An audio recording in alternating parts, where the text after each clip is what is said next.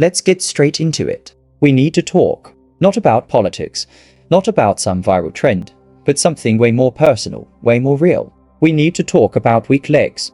Yeah, sounds random, maybe even boring, but hear me out, because weak legs might just be the silent alarm your body's been ringing, and you're too busy scrolling through life to notice. I'm not talking about bodybuilder level strength or being able to run marathons at 70.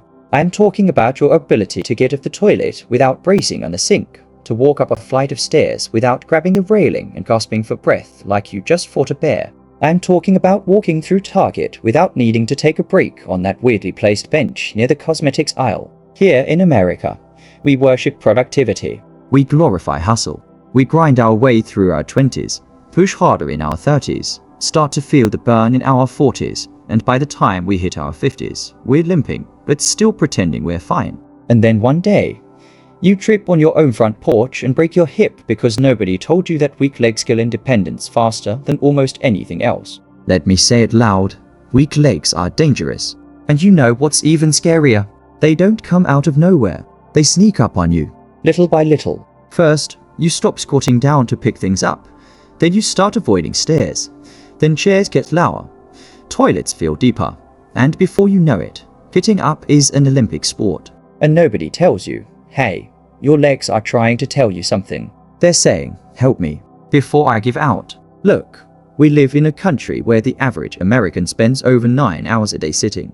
At work, in traffic, at home, on the couch, watching Netflix, scrolling Instagram.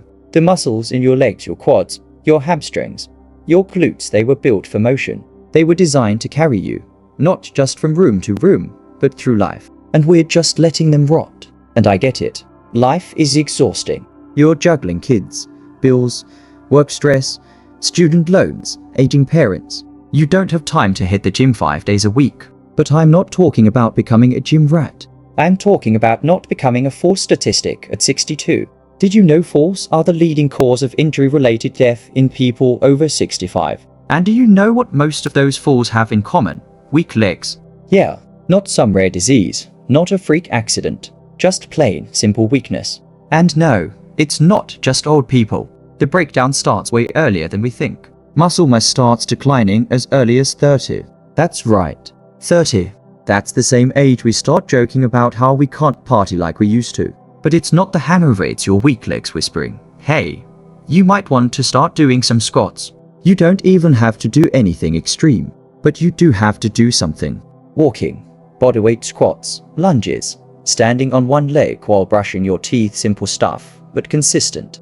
Movement isn't optional. It's not a hobby. It's not a luxury. It's your ticket to freedom when you're 70, 80, 90. But it's not just exercise. Let's talk about food for a minute. Because here's the part they never put on the cereal box. What you eat directly affects how strong your legs are. You want stronger legs? Then your fridge better not be empty. Let's start with the basics. Protein. Your muscles are made of it. And the older you get, the worse your body gets at using it. So we need more. Eggs, yes. Especially the yolks. They've got leucine, a powerful amino acid that kickstarts muscle repair. Greek yogurt. Double win. Protein plus probiotics. Salmon? That's not just a fancy dinner, it's a powerhouse of protein and omega-3s, which fight inflammation and keep your joints from screaming every time you stand up. You want to go plant-based? Awesome. Grab some lentils, chickpeas, tofu, or quinoa. Quinoa isn't just a hipster grain, it's a complete protein that fuels your legs like a champ. And let's not forget magnesium, the underdog of minerals. You'll find it in pumpkin seeds, almonds, spinach. It helps with muscle contraction and relaxation. No magnesium? Say hello to cramps and shaky knees. Vitamin D and calcium, those two are ride or dies. Without vitamin D, your body doesn't absorb calcium well. Without calcium, your bones are trash. You can get D from the sun, but also from fatty fish, mushrooms, and fortified orange juice. Calcium, that's in leafy greens, dairy, sesame seeds, and almonds. Eat like you want to stand tall when you're 85. Let's not forget berries, blueberries, strawberries, raspberries. These little guys are antioxidant bombs. They fight the oxidative stress that's breaking your muscles down from the inside. They're like bodyguards for your legs. And water. Let me say it again for the people in the back. Drink water. Your muscles are 75% water. You can't lift, stretch, or even balance properly if you're dehydrated. That afternoon slump you think is just stress. It's probably your legs saying, "Can I get a sip, please?"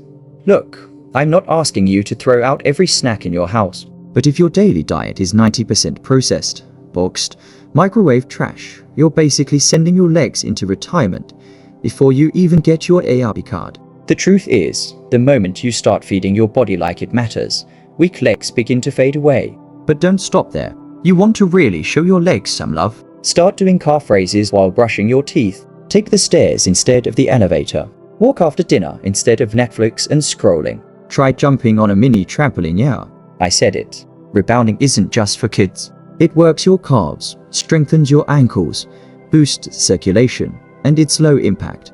Plus, it's kinda fun. I've seen 70-year-olds bouncing like kids because they made their health a priority. And their secret isn't magic. It's consistency. They move. They eat real food. They hydrate. They prioritize their legs because they understand this one simple truth. Weak legs are the beginning of the end. But strong legs, that's the beginning of everything else. They're the reason you'll get to dance at your daughter's wedding. The reason you'll still hike trails at 65. The reason you'll walk into a room and not feel fragile, invisible, or disposable. Because I hate to say it, but in America, the moment you start needing help to stand up, people stop seeing you the same. We don't value the aging. We don't respect the frail. But you don't have to be frail.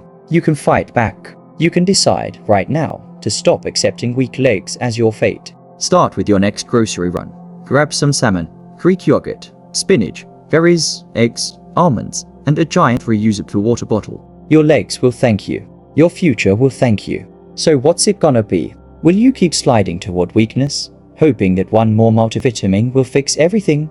Or will you rise literally and take back your strength? Because at the end of the day, the difference between a life you control and a life that controls you might just be your legs. Don't let weak legs define you.